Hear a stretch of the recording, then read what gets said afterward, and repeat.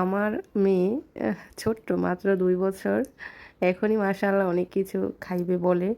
কালকে রাত্রে আমি যখন বিরিয়ানির ভিডিও এডিটিং করতেছিলাম রিলস ভিডিওর জন্য, তখন ও আমার পাশেই ছিল। তো আমাকে বলতেছে, "বিরিয়ানি রান্না করো?" আমি বলতেছি, "হ্যাঁ।"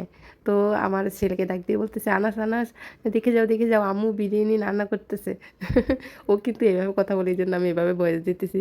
তো আমার ছেলেও তাড়াতাড়ি কাছে আসতে আইসা দেখে যে আমি বিরিয়ানি রান্নার ভিডিওটা এডিটিং করতেছি। তো আমার মেয়ে বলতেছে যে, "আমি বিরিয়ানি খাবো। তুমি আমারে এখন বিরিয়ানি রান্না করে দাও।" এভাবে বলতেছে, "আমারে বিরিয়ানি রান্না করে দাও। উঠো, উঠো।" আমি বসে, বসে ভিডিও এডিটিং করতেছিলাম। তো বাসায় তখন চাল ছিল না, বিরিয়ানির মসলাও ছিল না।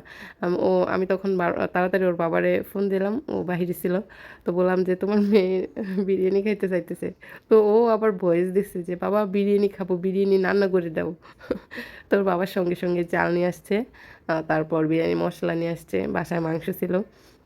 সকালে সকালে আর রান্না করি নাই। সকালে রুটি বানাইছি, খাইছি। তারপর আমি ১১টার দিকে সুন্দর করে আমি আস্তে ধীরে রান্না করে দিছি ওদেরকে।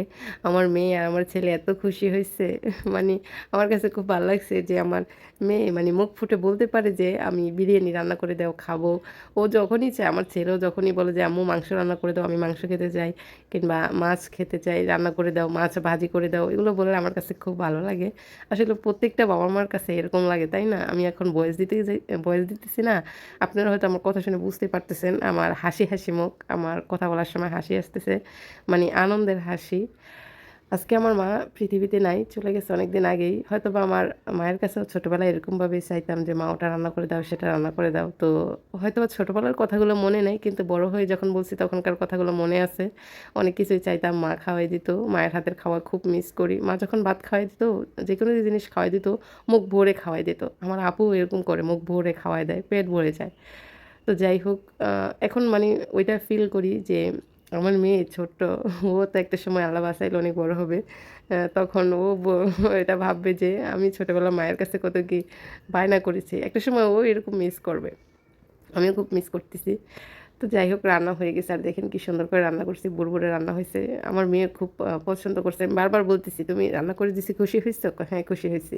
আমার ছেলে, আমার মেয়ে, ওর বাবা, আমরা ৪ জন একসাথে বসে সুন্দর করে দুপুরে বিরিয়ানি খাওয়া-দাওয়া করলাম। তো আমি বারবার ওকে জিজ্ঞেস করি, "আর তুমি বিরিয়ানি খাইতে চাইছো?" কয়, "হ্যাঁ, খাইতে চাইছি।" আমি কই, "রান্না করে দিছি, খুশি হইছো?" কয়, "হ্যাঁ, খুশি হইছি।" কয়, "অনেক মজা হইছে। তুমি রান্না দিলে এত মজা লাগে।" আমার ছেলেও বলে সবসময় এটা, আমার মেয়েও বলে। তা আমি আবার দুষ্টামি করে বলি, "তোমার বাবা বলে আমি রান্না করলে নাকি মজা লাগে না।" তখন আমার ছেলে আর আমার মেয়ে রাগ হয়ে যায় ওর বাবার প্রতি যে, "আম্মু রান্না করলে মজা লাগে।"